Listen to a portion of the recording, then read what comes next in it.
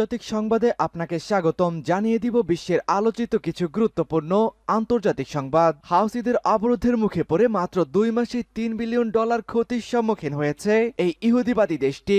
মুসলিমদের সাথে পাঙ্গা নেওয়ার ফল এবার হাড়ে হাড়ে টের পাবে নেতানিয়াহু প্রশাসন।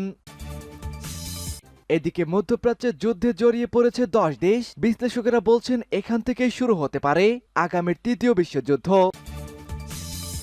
জানিয়ে দিব ইসরায়েল হামাস যুদ্ধবিরতির প্রস্তাবে থাকবে 3টি স্তর। সর্বশেষ জানিয়ে দিব ইউক্রেন ও রাশিয়ার পাল্টাপাল্টি ড্রোন হামলায় নিহত 2 সেনা।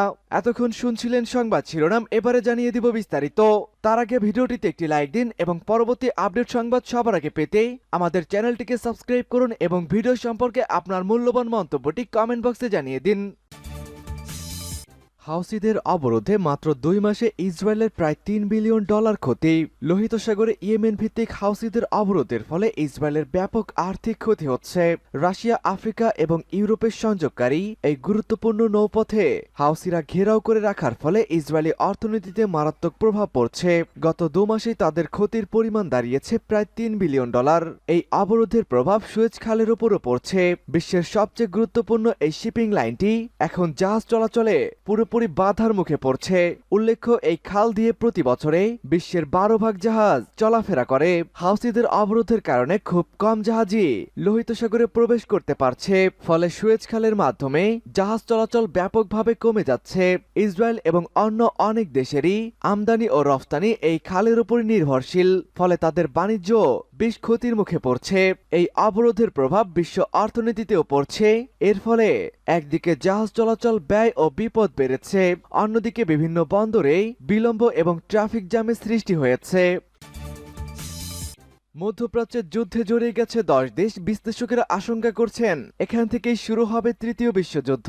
মধ্যপ্রাচ্য এখন একটি আঞ্চলিক যুদ্ধের মুখোমুখি রয়েছে। এই প্রেক্ষাপটে দেশটির উচিত হবে খুব দ্রুত তাদের কৌশলে পরিবর্তন আনা। গত রোববার জর্ডানে হামলায় নিহত 3 মার্কিন সেনা ও 30টিরও বেশি সেনা আহত হয়েছেন। 7 অক্টোবর ইসরায়েলে হামাসের হামলার পর থেকেই এটাই মার্কিনীদের নিশানা করে পরিচালিত কোনো প্রাণঘাতী হামলা। গাজায় যুদ্ধ শুরু হওয়ার পর থেকে বাইডেন প্রশাসনের কর্মকর্তারা একই বিষয়ে নানা রকম ভাষ্য দিয়েছেন এবং একই সঙ্গে এই সংঘাত যেন আর না ছড়ায় সে চেষ্টাও চালিয়েছেন কঠোরভাবে। তা সত্ত্বেও গত 4 মাসে আমরা কি দেখছি তার একটা ফিরস্তি দেওয়া যাক। লোহিত সাগরে বাণিজ্যিক জাহাজ ও মার্কিন রণতরীতে হুতিদের নিয়মিত ড্রোন ও মিসাইল হামলা এবং হুতিদের নিশানা করে যুক্তরাষ্ট্র ও যুক্তরাজ্যের পাল্টা হামলা, লেবাননে হিজবুল্লাহকে নিশানা করে ইসরায়েলিদের প্রাত্যহিক হামলা এবং হিজবুল্লাহর পাল্টা হামলা, ইরাক ও সিরিয়ার মার্কিন সেনাদের লক্ষ্য করে 1.5 শতাধিক ড্রোন ও মিসাইল হামলা, জবাবে ইরাক ও সিরিয়ায় ইরানের সমর্থন পুষ্ট মিলিশিয়াদের উপরে মার্কিন হামলা। গাজায় পুরোদমে যুদ্ধ চলছে এবং এ যুদ্ধ বন্ধের কোনো লক্ষণ এখন পর্যন্ত দেখা যাচ্ছে না। এর মধ্যে আবার ইসরায়েলের একটি অংশ জোর গলায় হিজবুল্লাহর সঙ্গে দেশটির যুদ্ধে জড়ানো উচিত বলে দাবি তুলেছেন। কারণ হিসাবে তারা বলছে ইরান সমর্থিত দলগুলোর ছোড়া রকেট থেকে রক্ষা পেতে কয়েক লাখ ইসরায়েলি বাড়িঘর ছেড়েছেন। ইসরায়েল হামাস নতুন যুদ্ধবিরতির প্রস্তাবে থাকবে 3টি ধাপ। গাজায় ইসরায়েল হামাস যুদ্ধে নতুন যুদ্ধবিরতির প্রস্তাবে 3টি ধাপ অন্তর্ভুক্ত থাকবে বলে জানিয়েছে হামাসের এক শীর্ষ নেতা। যুদ্ধবিরতির প্রস্তাবে থাকবে পণবন্দীদের মুক্তি এবং ইসরায়েলের কারাগারে বন্দী ফিলিস্তিনিদের মুক্তি। বার্তা সংস্থা রয়টার্সকে তিনি জানিয়েছেন। হামাস নেতা জানান, নারী, শিশু, বয়স্ক এবং আহতদের প্রথম পর্যায়ে মুক্তি দেওয়া হবে, তারপর সমস্ত পুরুষ ও নারী নিয়োগকারীদের মুক্তি দেওয়া হবে, তৃতীয় ধাপে লাশ ফেরত দেওয়া হবে। তিনি আরো জানিয়েছেন উভয় পক্ষই 3টি পর্যায়ে সামরিক অভিযান বন্ধ করবেন। হামাসের পরিসংখ্যান অনুসারে ইসরায়েলকে কতজন ফিলিস্তিনি বন্দীকে মুক্তি দিতে হবে তা এখনো নির্দিষ্ট করা হয়নি, তা আলোচনায় সিদ্ধান্ত নেওয়া হবে। সূত্র টাইমস অফ ইসরায়েল। পাকিস্তানের সন্ত্রাসী হামলায় নিহত 15 জন। পাকিস্তানের বেলুচিস্তান প্রদেশে বিচ্ছিন্নতাবাদী সন্ত্রাসীদের হামলায় অন্তত 15 জন নিহত হয়েছেন। এর মধ্যে 4 জন নিরাপত্তা কর্মকর্তা ও 2 জন বেসামরিক নাগরিক আছেন। পাকিস্তান সেনাবাহিনীর inter services public relation agency তারা জানিয়েছেন, সোমবার গভীর রাতে আত্মঘাতী বোমা ছাড়াও বিচ্ছিন্নতাবাদী সন্ত্রাসীরা দক্ষিণ পশ্চিমাঞ্চলীয় বেলুচিস্তান প্রদেশের নাচ এবং কুলপুর কমপ্লেক্সে হামলা চালায়। এতে 3 জন আত্মঘাতী বোমা হামলাকারী সহ অন্তত 9 সন্ত্রাসী নিহত হয়েছেন। আইএসপিআর আরও জানায়, নিকটস্থ নিরাপত্তা বাহিনীকে তাৎক্ষণিকভাবে খবরও দেওয়া হয়েছে এবং তারা এসে অভিযান চালাচ্ছেন। এই হামলার দায় স্বীকার করেছে বেলুচ লিবারেশন আর্মি। দক্ষিণ পশ্চিমাঞ্চলীয় প্রদেশের বেলুচিস্তানের বেশ কয়েকটি বিচ্ছিন্নতাবাদী গোষ্ঠীর মধ্যে তারা বেশ সক্রিয় রয়েছে।